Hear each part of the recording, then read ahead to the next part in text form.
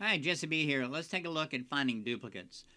When you have a table and you feel that there are duplicates in the table, one of the things you want to do first is sort by one of the columns so that hopefully those like items would be together. And so sort first, and you can just do that by right click. You can go to sort and then choose A to Z, so you can sort. And once you have sorted, then we can put in a little formula here. This is an if and formula, but it's an array. It's actually an array. Now we put in the range, and the range is going to be a little different. It's not going to be from the top to the bottom. We're actually looking at one record across the top. Notice B9 to K9.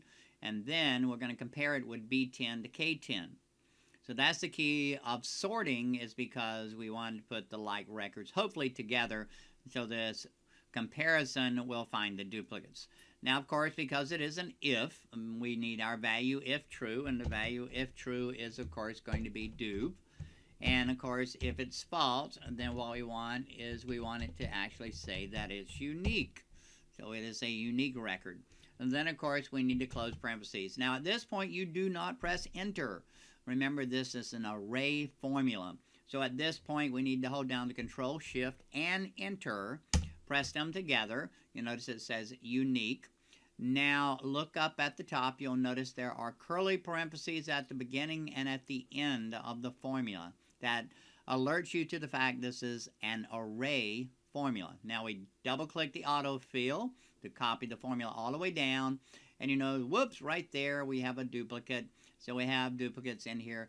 Very easy to spot and find. Now, another thing that you can do to focus in on those duplicates a little quicker, we can turn on the filter.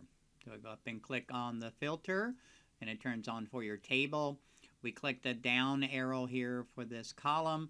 You'll notice we have dupe and unique. We're going to unselect all, select dupe, click OK, and now our dupe records are visible.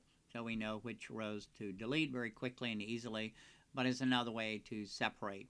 You can also do the reverse, and then you could say unique, and then you would have a list of only the unique records without any duplicates. Have a great day.